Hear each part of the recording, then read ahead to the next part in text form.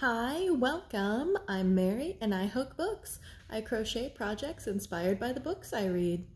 And today I'm just going to do a quick reading update. It is laundry day. I worked on my day off, but I did get to be a demonstration body for a massage and bodywork class, which is why I still have some cradle face. We're just gonna do the best we can today. First, thank you so much to my anonymous benefactors who have donated through Buy Me a Coffee to the crochet positivity cause. It really means so much. Every little bit helps, so thank you so much. So I finished Eversion and my invertible octopus, and I loved Permafrost by Alastair Reynolds, and I've been chasing that high ever since. It was amazing, and then I put everything I could get my hands on my reading list from Alastair Reynolds, and I've been disappointed every time. They're good, but they weren't that good, so maybe he's a one-hit wonder for me. I don't know. Eversion was just so slow that by the time we got to the cool part, I was just like, are we done yet? Are we done yet? Are we done yet? If you do like kind of I can't say anything without being spoilery, so spoilers. If you like kind of like a time travel, interdimensional, first contact with alien, then it might be for you. But it was just too slow for me. I finished Fed Up, Emotional Labor, Women and the Way Forward by Gemma Hartley, and this really brought into perspective just how much unpaid emotional labor I have always done, and how I bought into some internalized misogyny and patriarchy that said that that should just be part of my personality. And if it wasn't, there was some kind of a flaw with me. So internalizing it might have made it a bit easier. It doesn't mean that it's not a lot of unappreciated and unpaid work. As far as the way forward, she didn't say anything particularly groundbreaking. A lot of, well, set boundaries and figure out what you can and can't live for and give up perfectionism, which not the most helpful for me in particular. Some people might need to hear that, but it wasn't really that helpful for me. The way forward that I took was until men and women's labor in the workplace and in the home space are valued equally, we'll never have true equality, and people will not be able to live their best, fullest lives. Overall, I did really like it, and I gave it 4 stars. Then I read The Man Who Died Twice by Richard Osmon. This is the second book in the Thursday Murder Club, and I love these characters so much.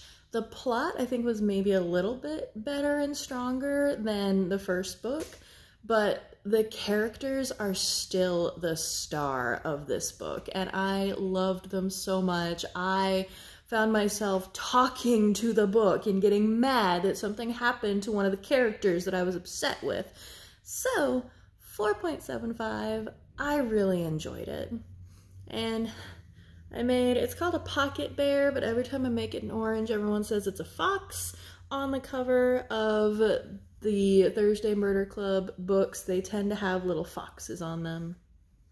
Euphoria by Lily King, I was a bit interested in, and it helped me reflect on, when I was an anthropology major in college in a galaxy far, far away a long, long time ago, and how problematic some of the early anthropology efforts were, but without some of them, we wouldn't have any information on some of these cultures at all.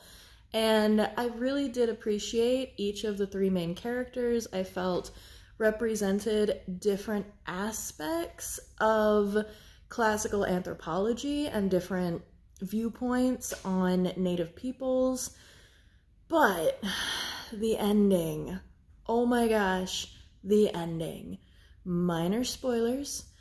I think the only reason this book exists is to remind us that patriarchy kills women. So I gave this a 2.25. I was not super happy with it. I don't read a lot of historical fiction, and this ending just killed it for me. So I did make a market bag. They have a love triangle. So I made this triangle stitch market bag influenced by Euphoria. Then I read Lovecraft Country by Adam Ruff, and I did like this.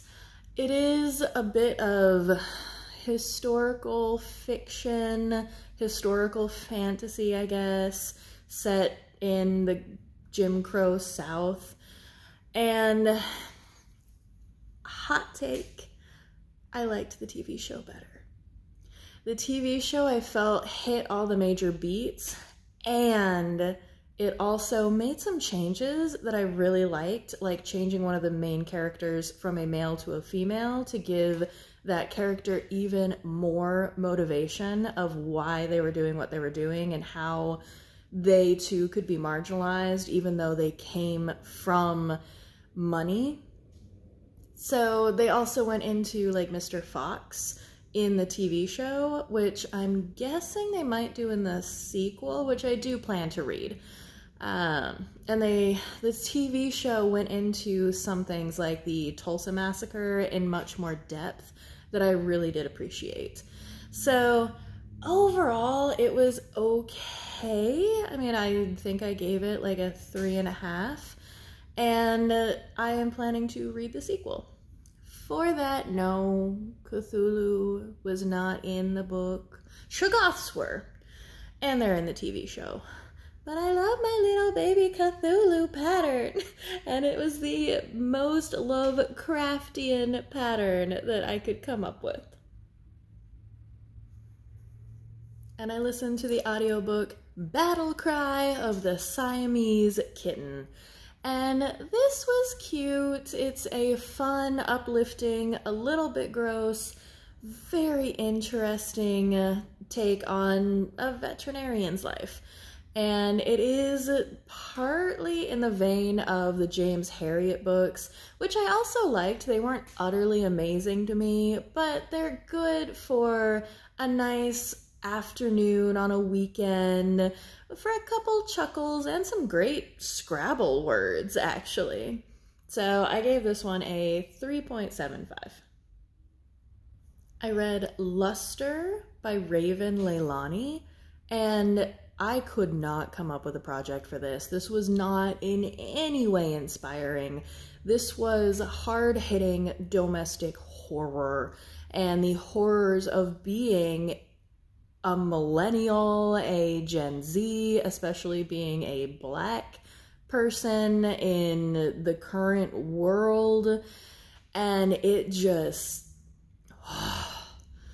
And then, it's not what the book is about, but there is some consensual non-monogamy, and being the third person in that situation is something I am very familiar with and have done very well. And some of the best compliments I've ever gotten were from wives saying, "You're the kind of woman I want dating my husband."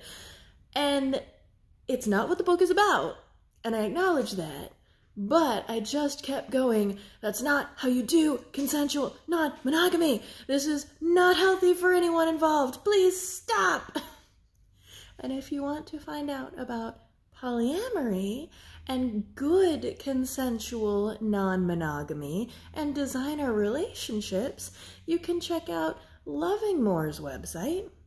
LovingMore is an amazing organization that I was lucky enough to find, not while I lived in Colorado, where they are based, but after I think I had been sent to Ohio or Texas or something like that. I discovered them in Philadelphia, and they are a wonderful organization. They've advanced the cause of relationship acceptance and rejection of the relationship escalator model more than any other organization that I can think of.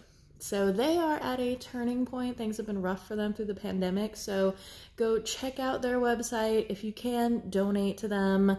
They have meant so much to me, even though after 2017, I don't have the emotional energy available for a houseplant, let alone multiple relationships all at one time.